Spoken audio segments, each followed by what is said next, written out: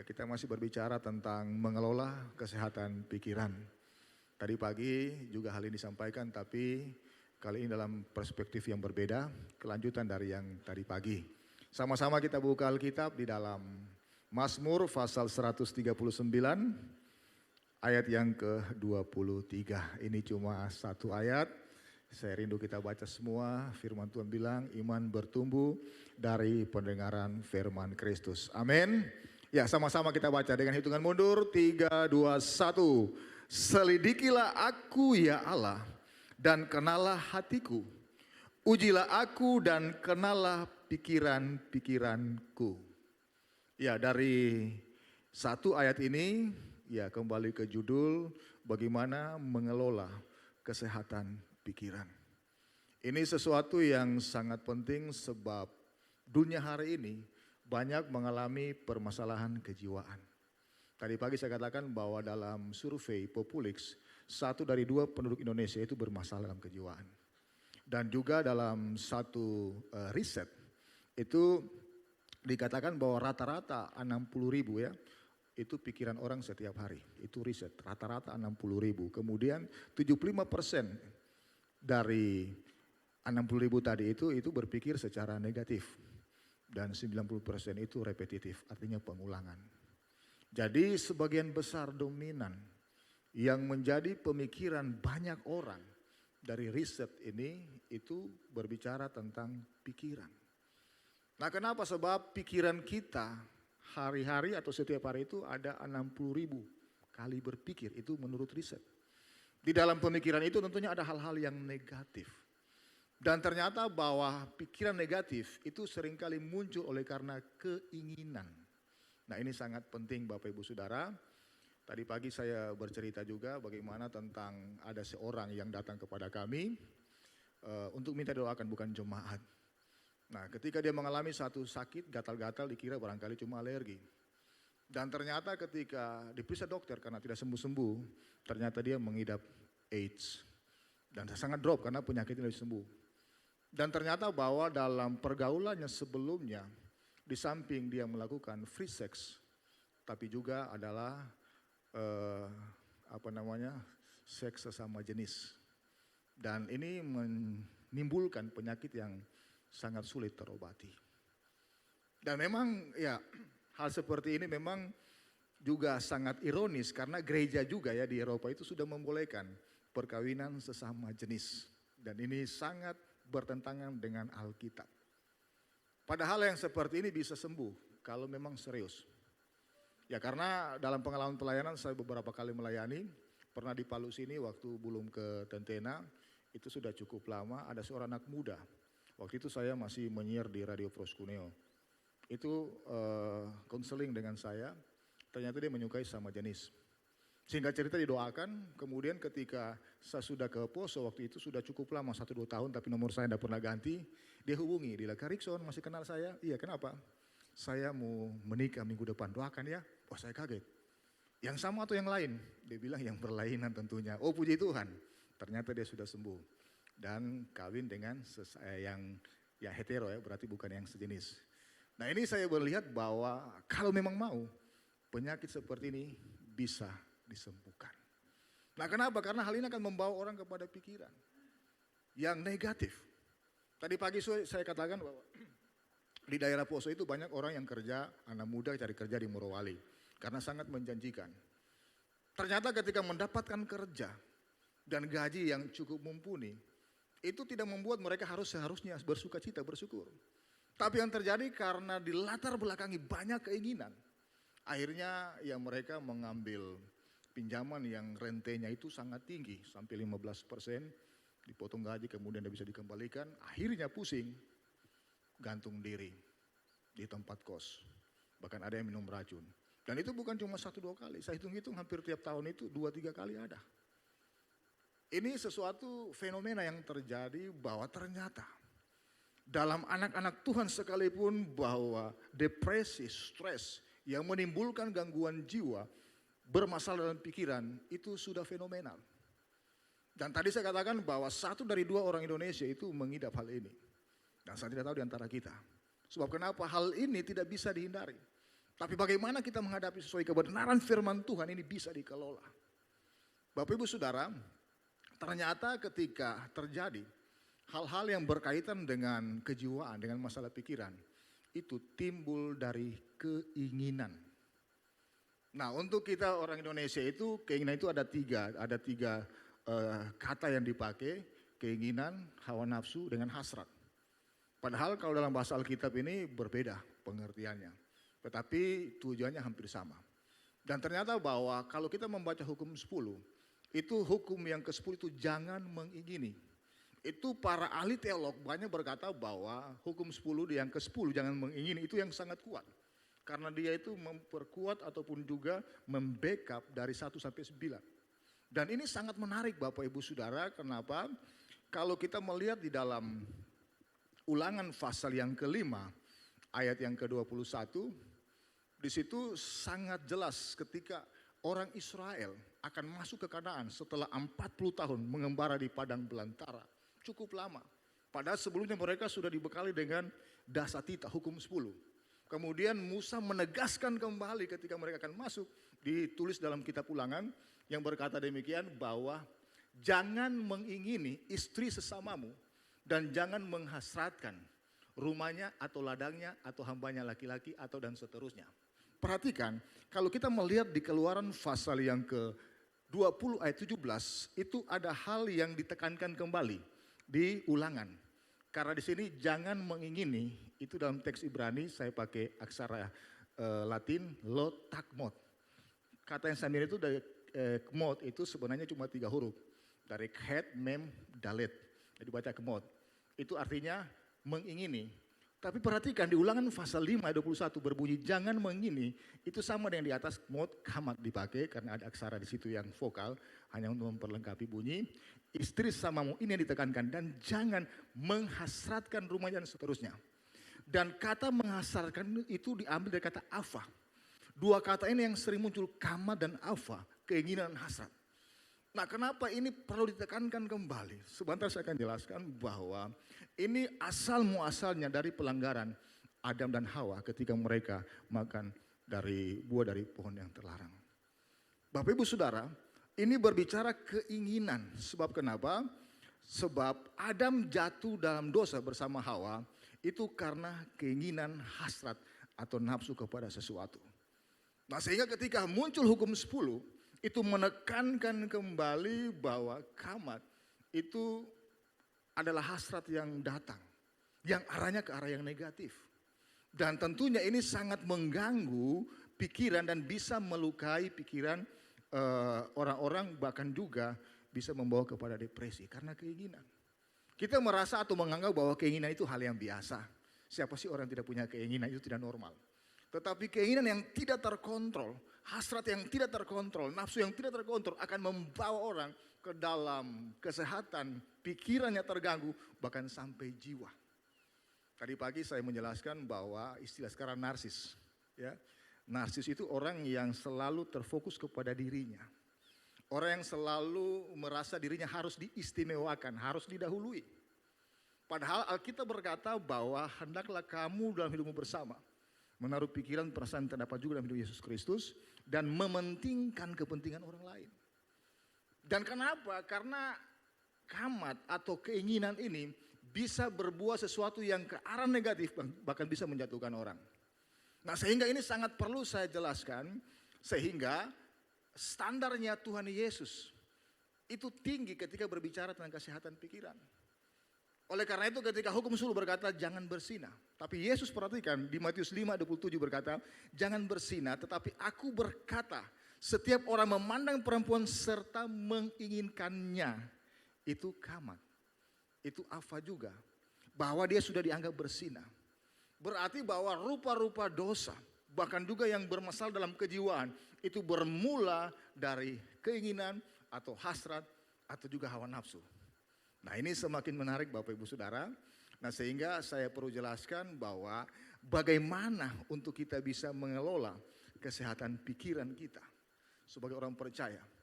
Memang kalau kita lihat secara sains, ilmu pengetahuan, search saja di Google, itu banyak.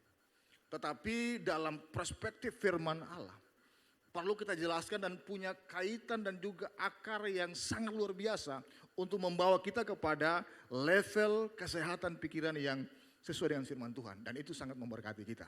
Oleh karena itu ada dua hal yang saya ingin bagikan kepada kita semua. Nah, saya berangkat kepada apa yang disampaikan oleh Rasul Yakobus. Dibuka di dalam Yakobus pasal 4 ayat yang pertama. Yakobus pasal 4 ayat yang pertama. Dari manakah datangnya sengketa dan pertengkaran di antara kamu? Bukankah datangnya dari hawa nafsumu yang saling apa? Berjuang di dalam tubuhmu. Garis bawahi kata hawa nafsu. Hal yang pertama, bagaimana kita mengelola kesehatan pikiran dengan baik, Bapak Ibu Saudara, bahwa kita harus bisa mengendalikan keinginan. Itu yang pertama. Kenapa kita harus mengendalikan keinginan? Jelas tadi firman Tuhan berkata, dari manakah datangnya sengketa dan pertengkaran? Bukankah itu berasal dari hawa nafsu? Menarik Bapak Ibu Saudara, karena kata hawa nafsu di sini itu diterjemahkan dari kata Yunani, teks asli bahasa Alkitab Perjanjian Baru itu hedone. Ketika kita mendengar istilah hedone itu sudah mengerti bahwa itu dari kata hedon, yang biasa kita bilang, oh kamu ini hedon, orang yang suka bersenang-senang. Itu hedon itu keinginan. Dan ternyata bahwa hal ini bahasa Indonesia menerjemahkan dengan hawa nafsu. Dan dengar baik, kalau kita tidak bisa mengendalikan hawa nafsu, tidak bisa mengendalikan keinginan, tidak bisa mengendalikan hasrat yang akan menuntun kepada hal yang negatif, ini sangat berbahaya. Bukan hanya akan membawa kepada bermasalah dalam kejiwaan atau pikiran, tapi juga di dalam dosa, bahkan juga dalam hal-hal yang merugikan kita. Bapak Ibu Saudara, satu saat saya pernah dihubungi oleh seorang yang tadi saya bilang mengalami, dia sudah berumah tangga sebenarnya, tetapi ada satu kelainan bahwa ya dia bisa berhubungan dengan istrinya, tetapi di sisi lain dia lebih senang dengan yang sesama jenis. Bahasa hari-hari bilang ACDC. Dan ketika dia menyampaikan hal ini, saya kaget juga. Karena punya anak, normal. Tetapi kok bisa seperti ini? Dan ini ternyata memang ada penyakit yang seperti ini, namanya biseksual. Dan ketika didoakan, ya, maaf kata itu, semua apa yang pernah dilakukan secara oral, itu keluar dalam bentuk muntah, maaf kata. Itu yang sangat menjijikan. Dan ya itu memang sampai saya sendiri kaget, sudah taruhkan tisu segala macam itu keluar, ya. Ternyata hal ini sudah berkaitan dengan ikatan kuasa kegelapan. Tadi pagi saya menjelaskan bahwa area pemikiran kita, sirkuit berpikir kita, itu bisa dikuasai iblis, bisa dikuasai oleh Tuhan. Tergantung cara keinginan atau berpikir kita. Dan orang-orang yang terlibat, terjebak, terikat dengan keinginan seperti ini, kemudian berbuah dalam bentuk hal-hal yang tidak wajar tadi, itu sudah dilatar belakangi atau terikat kuasa kegelapan. Dan ketika didoakan bukan cuma manifestasi biasa, tapi segala sesuatu keluar, apa yang dia pernah kerjakan, sangat maaf kata menjijikan. Dan hal ini kenapa terjadi? Karena dari awal tidak mengendalikan keinginan. Bapak Ibu Saudara, ketika berbicara keinginan ini memang hal yang normal, hal yang wajar.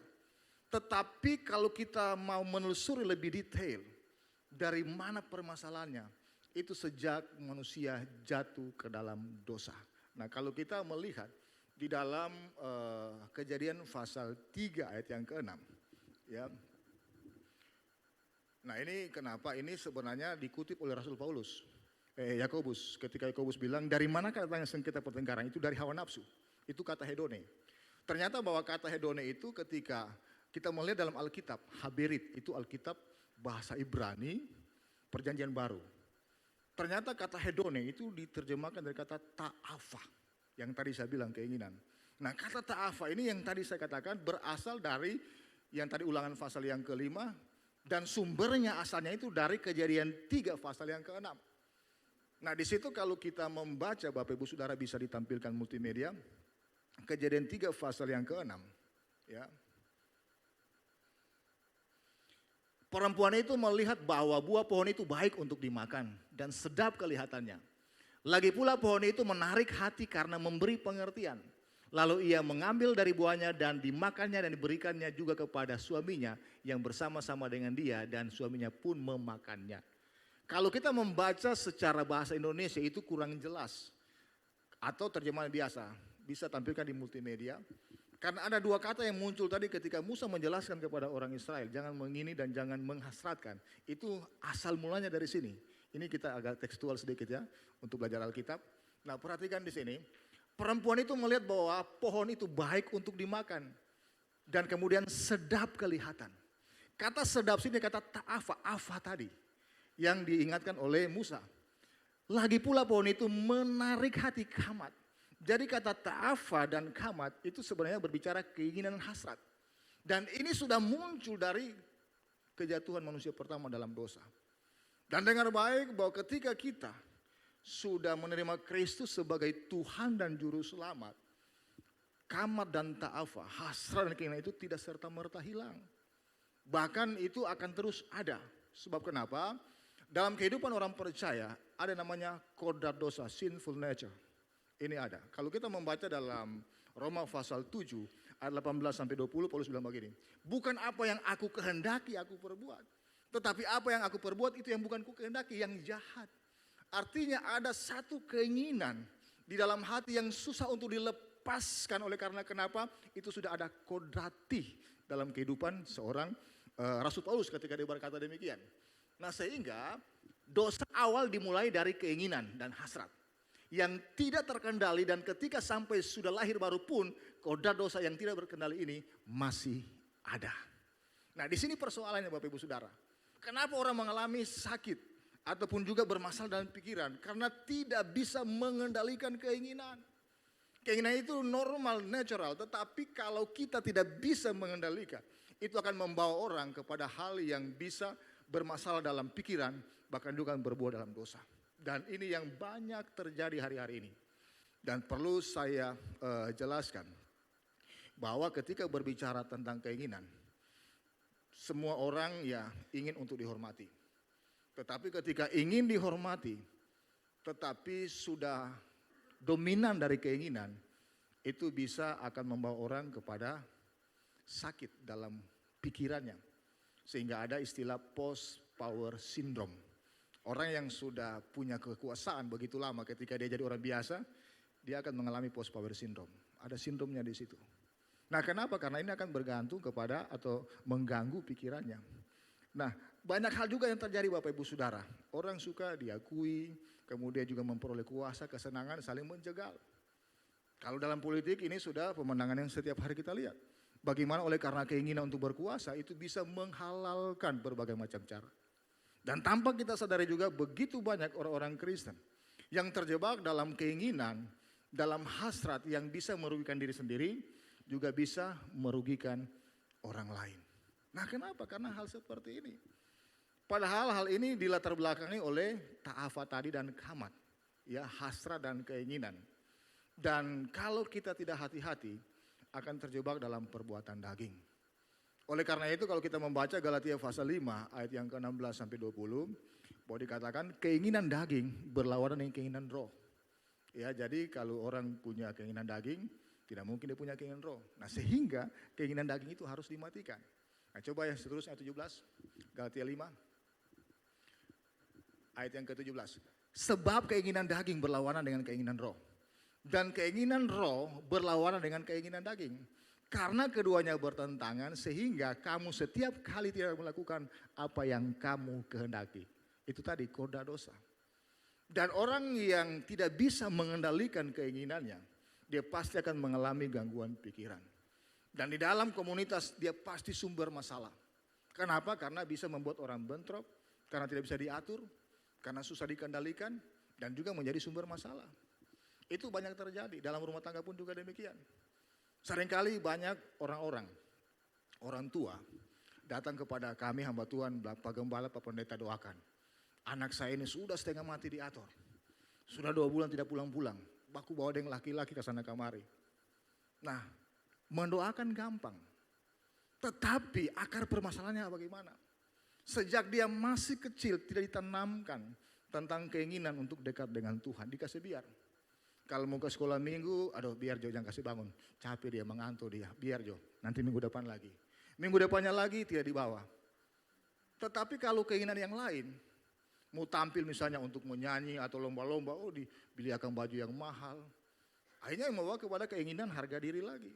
Tetapi ketika berbicara ibadah, untuk membawa dia dekat dengan Tuhan itu diabaikan. Saya mengatakan bahwa lebih baik kita mandi keringat sejak dia masih kecil daripada nanti mandi air mata ketika dia besar. Sulit. Untuk merubah orang sulit. Kenapa? Karena sudah tertanam secara indoktrinasi hal-hal yang negatif. Oleh karena itu bagi Bapak Ibu Saudara yang masih punya anak-anak yang masih kecil di bawah 10 tahun, tekan mereka, dorong mereka. Dalam tanda petik paksa mereka untuk ibadah. Supaya kenapa? Sirkuit berpikirnya akan muncul keinginan yang untuk menyenangkan hati Tuhan. Amin. Nah ini sangat penting, banyak orang mengabaikan. Ya biasa kalau macam diajak sekolah minggu, ya saya di sini lama guru sekolah minggu lebih daripada hampir 10 tahun, 13 tahun. Guru sekolah minggu dan ya puji Tuhan, dari situ saya bisa melayani. Saya masih ingat dulu masih tahun-tahun 97 ya. Saya naik motor Krypton itu masuk sampai ke pasar-pasar, masuk lorong-lorong, ambil mereka yang kos-kosan orang tuanya. Dari mulai anak-anaknya masuk gereja, orang tuanya juga ikut masuk gereja. Kenapa? Karena dari sekolah minggu. Sekolah minggu ini sangat-sangat penting. Pendidikan anak sangat-sangat penting. Kenapa? Karena mereka harus didoktrin tentang sesuatu yang berbicara tentang cinta akan Tuhan. Apalagi hari ini dunia medsos bisa mempengaruhi mereka. Kalau kita tidak membawa mereka aktif secara rohani, jangan nanti kita menyesal ketika mereka besar. Bukan cuma dia membangkang, dia bisa lawan sampai orang tua. 2 minggu lalu kalau tidak salah di bagian Poso Pesisir, itu anak yang sudah tanggung ya usia 17-18, karena sudah ketagihan ediktif dengan narkoba, itu dia minta sama DP Opa, kalau orang Poso bilang kai. Tidak dikasih doi, dia potong, ya. Kai nenek opa oma itu masuk rumah sakit itu udah mati, mandi-mandi darah atas koi. Kenapa? Anak model begini diberikan satu kebiasaan yang salah sejak masih kecil. Oleh karena itu hati-hati kita bisa memenuhi kebutuhan anak-anak mungkin dari barangkali alat-alat elektronik yang baik, tetapi kalau kita tidak seimbang dengan kerohanian itu sangat berbahaya, sangat berbahaya. Daerah Poso itu, apalagi di bagian atas itu kantong Kristen. Tapi termasuk peredaran narkoba terbesar di Sulawesi Tengah.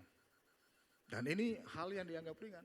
Orang mungkin tidak punya narkoba, tapi mereka beli Lemfox. Bayangkan anak-anak sekolah yang kelas 5-6 SD pergi di toko bangunan, beli Lemfox. Orang mau bikin apa?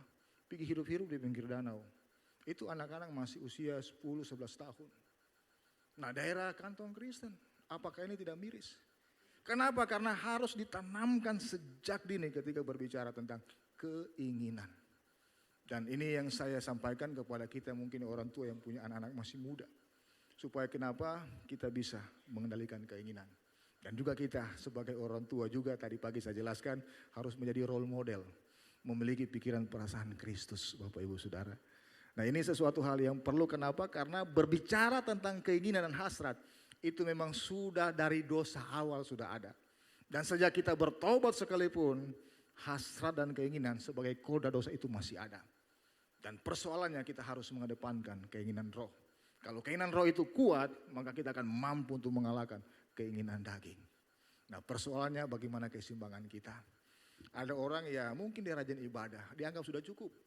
Belum cukup. Kita harus di rumah harus betul-betul kita baca Alkitab dengan firman Tuhan. Sekarang apa yang kurang? Orang sekarang karena sudah membaca segala sesuatu lewat elektronik, lewat gadget, itu sudah tidak membaca Alkitab. Memang ya tidak masalah sama saja.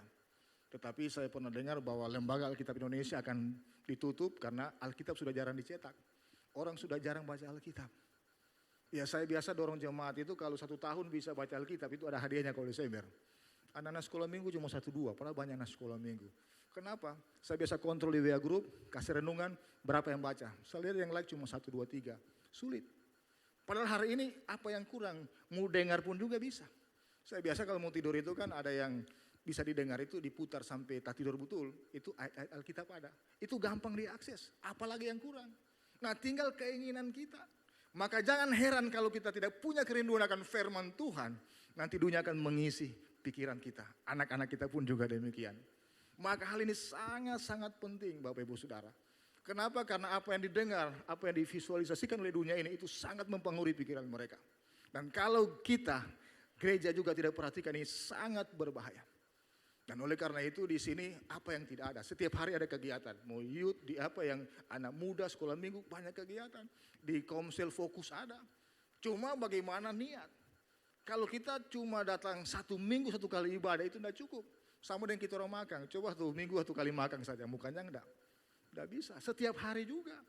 Oleh karena itu firman Tuhan bilang manusia hidup bukan dari roti saja, tetapi dari setiap firman yang keluar dari mulut Allah. Nah ini berangkat daripada bagaimana kita juga mengendalikan keinginan kita. Amin. Nah saya percaya bahwa ketika kita hidup secara demikian, kita pasti akan bisa. Dengan hikmat dari Tuhan akan bisa mengendalikan. Keinginan kita akan dibawa kepada keinginan roh. Itu yang pertama. Yang kedua, kembali kepada Yakobus pasal yang keempat, ayat yang ke-6 bisa ditampilkan. Bagaimana kita mengelola ya pikiran kita. Tetapi kasih karunia yang dianugerahkannya kepada kita lebih besar daripada itu. Karena itu ia katakan Allah menentang orang yang congkak, tetapi apa? Mengasihani orang yang rendah hati. Nah poin yang kedua ketika berbicara bagaimana mengendalikan atau bagaimana kita bisa menyehatkan pikiran kita. Yang kedua berbicara tentang mewaspadai kesombongan. Ini penting. Karena dari keinginan kemudian ketika itu tercapai, terpenuhi, orang bisa menjadi sombong. Oleh karena itu Alkitab ini berkata bahwa Allah menentang orang yang congkak, tetapi mengasihani orang yang rendah hati. Nah saya menarik. Kata yang dipakai untuk diterjemahkan kata congkak itu dari kata huperepanos. Kata hupere itu huper artinya di atas atau melampaui. Kata panos, paino artinya muncul atau menampakkan diri. Berarti orang yang sombong. Dia menampakkan diri itu di atas atau melampaui orang lain. Dan ini muncul juga karena keinginan. Dengar baik bahwa Alkitab berkata orang yang seperti ini dianggap orang-orang yang tidak setia. Coba baca di ayat yang di atas, ayat yang ke-4 ya. Di Yakobus pasal 4 ayat yang ke-4. Hai kamu orang-orang yang tidak setia itu. Kata tidak setia kalau kita baca di dalam King James Version itu adulterous. Adulterous artinya orang-orang pesina. Di sini dimasukkan bukan pesina secara jasmani tapi pesina rohani. Karena Allah itu diumpamakan suami. Umat Tuhan diumpamakan sebagai istri. Jadi ketika kesombongan, keinginan yang tidak terkendali akan membawa orang menjadi orang-orang yang sombong. Nah ini sangat jelas Alkitab berkata demikian. Nah karena kenapa di ayat yang kelima coba, Yakobus 4 ayat yang kelima. Janganlah kamu menyangka bahwa kitab suci tanpa alasan berkata roh yang ditempatkan Allah dalam diri kita diingininya dengan cemburu. Berarti bahwa roh Tuhan ada dalam kita sehingga Tuhan itu cemburu ketika kita mengingini hal-hal yang tidak sejalan dengan apa yang Tuhan mau. Dan ini sesuatu yang perlu kita dengar baik dan tekankan bahwa ketika kita hidup tidak setia, hidup dalam persinan rohani, kita dikatakan sebagai orang yang sombong. Artinya melampaui, menampakkan di atas. Tuhan tidak mau demikian. Banyak orang ketika dia mempunyai segala sesuatu, dia tidak waspada ketika berbicara tentang kesombongan. Ketika dia sudah punya status sosial yang di atas, dia gampang meremehkan orang lain. Ketika dia punya status sosial yang lebih daripada orang lain, dia sudah gampang tersinggung, tidak mudah dinasehati. Bahkan ketika masuk dalam komunitas di gereja, dia pun juga ingin mengatur semua dalam gereja. Karena dianggap dia punya peran di situ. Dan ini juga dikatakan oleh Alkitab, melampaui atau berada di atas, congkak atau sombong. Dan ini pasti orang terganggu jiwanya. Bapak Ibu Saudara, ini hal yang sangat penting untuk saya ingatkan bahwa betapa penting ketika kita mewaspadai kesombongan. Sebab kenapa? Banyak hal-hal yang bisa membawa orang kepada kehancuran oleh karena kesombongan. Kesombongan bukan hanya berbicara kita menganggap diri kita hebat, tapi hal-hal yang kecil sekalipun. Dan ini seringkali terjadi dan banyak terjadi dalam kehidupan orang-orang Kristen. Sehingga terganggu pikirannya, terganggu jiwanya. Saya banyak menemukan dalam pelayanan anak-anak muda juga banyak mereka mengalami banyak keadaan yang tidak menyenangkan oleh karena tidak mewaspadai keinginannya. Itu yang pertama, ataupun juga dikatakan mengendalikan keinginan. Kami sebagai hamba Tuhan seringkali pusing. Kalau sudah waktunya Pak Pendeta, Pak Gembala, tolong diberkati. Kenapa? DP Purus 3 bulan. Aduh, sementara aturan gereja minimal harus konseling 3-5 bulan. Itu kalau kami, kalau saya minimal seperti itu. Dan ketika dipaksa untuk kasih katekisasi instan, 2-3 hari apa yang dia mau dapat? Nah sehingga ketika saya selama pelayanan kurang lebih 15 tahun di Tentena itu, saya hitung-hitung sudah ada 2 keluarga yang cerai. Saya sedih. Padahal ketika mereka datang, itu wah luar biasa. Di konseling luar biasa, janji nikah luar biasa. Tapi ya kembali oleh karena medsos, muncul orang ketiga. Orang ketiga sekarang memang dia paling gampang, dia tahu di mana titik lemahnya laki-laki. Ya, Bang, Mas, kok sudah makan? Oh luar biasa. Dia sudah tahu jam 12 dia tanya begitu. Jangan lupa makan ya. Di rumah mungkin itu dia pernah tanya begitu. Ambil sendiri saja makanan. Tapi ketika ada bilang begitu, ini yang lain, ada pembanding. Nah ini sesuatu hal yang bisa menghancurkan. Sehingga orang gampang. Dan banyak gereja yang secara gampang juga menerima orang yang oleh karena perselingkuhan kemudian cerai, dia berani berkati. Ya memang ada hal yang perlu dilihat, tetapi orang banyak menggampangkan. Saya sering kali datang, tidak tahu dari mana, direferensi oleh jemaat, bisa mau diberkati orang, loh dari mana? Dari sini, kenapa nak ke gembalanya? Oh tidak bisa, memang saya juga bisa, tidak bisa juga pasti. Kenapa? Karena banyak hal. Dan minimal pernikahan itu ya mesti 4-5 kali. 4-5 bulan. Yang repot kalau orang yang sudah menikah, yang sudah pernikahan 2 kali, yang opa oma, aduh pusing mau konseling bagaimana ya. Yang satu umur 65, satu umur 60, aduh. Mau bilang jangan dong so datang, nah mungkin mau bilang ini. Mau dikasih konseling pusing juga. Akhirnya setelah diberkati, belum sampai 6 bulan, oma so tinggal sendiri, opa so tinggal sendiri. Padahal waktu pertama so betul-betul. Nah kalau cuma keinginan supaya ada taman, lebih baik tidak usah bikin pusing. Karena anak yang di pihak istri yang dibawa, suami pasti akan bakal lain. Sama masing-masing baku tahan diri. Nah kenapa? Karena keinginan. Saya biasa ya agak mau menolak, ya repot juga. So 65, so setengah mati berjalan. Mau bagaimana mau aku gandeng kiri kanan lagi. Mau konseling bilang, sudah Jo Pak Gembala. Konseling orang so mengerti, bukan selalu mengerti, tapi ini barang ini kan namanya diberkati, itu kan tidak boleh sembarang. Ini banyak kejadian yang terjadi ya.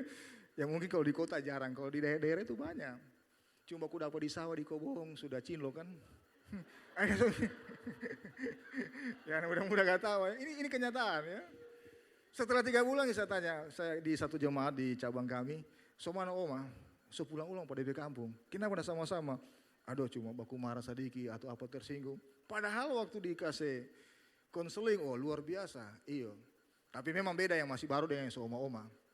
Waktu konseling banyak mengantuk-mengantuk, ya dengar. Kurang tunggu cepat saya diberkati. Ya memang, ya itu tadi berbicara tentang ya bagaimana mengendalikan keinginan. Lebih baik kalau seumur baca-baca Alkitab setiap hari. Semua DKDP waktu selesai urusan. Nggak usah jauh pikir yang banyak-banyak lagi. Jangan cuma karena banyak menonton Indosiar atau apa ya. Terbawa dengan apa romantisme dalam cerita sinetron. Padahal itu kan cuma apa ya. Ya ini akan terbawa ya. Jadi ini memang sedikit intermezzo tapi ini kenyataan. Karena kenapa ya seringkali keinginan, hasrat yang ideal itu tidak begitu kenyataannya. Ya karena banyak hal. Oleh karena itu ya jangan sampai kita pusing pikiran oleh karena sesuatu keputusan yang terburu-buru. Ya. Dan itulah yang saya ingin sampaikan ketika berbicara dengan bagaimana kita mengelola kesehatan pikiran kita. Yang pertama tadi kita harus mampu mengendalikan keinginan, amin. Karena keinginan itu memang muncul dari dosa awal. Dalam bahasa Ibrani, alfa dan kamat, hasrat dan keinginan. Itu sudah menjadi kodrat dosa yang harus kita kendalikan. Dan yang kedua, mewaspadai kesombongan. Karena ini sesuatu hal yang kelihatannya biasa, simple, tapi itu sangat aktual. Dan itu bisa mempengaruhi kesehatan pikiran kita. Dan akan membawa orang kepada hal-hal yang Tuhan tidak kenan. Dan kiranya apa yang sampaikan memberkati kita semua. Tuhan Yesus memberkati kita.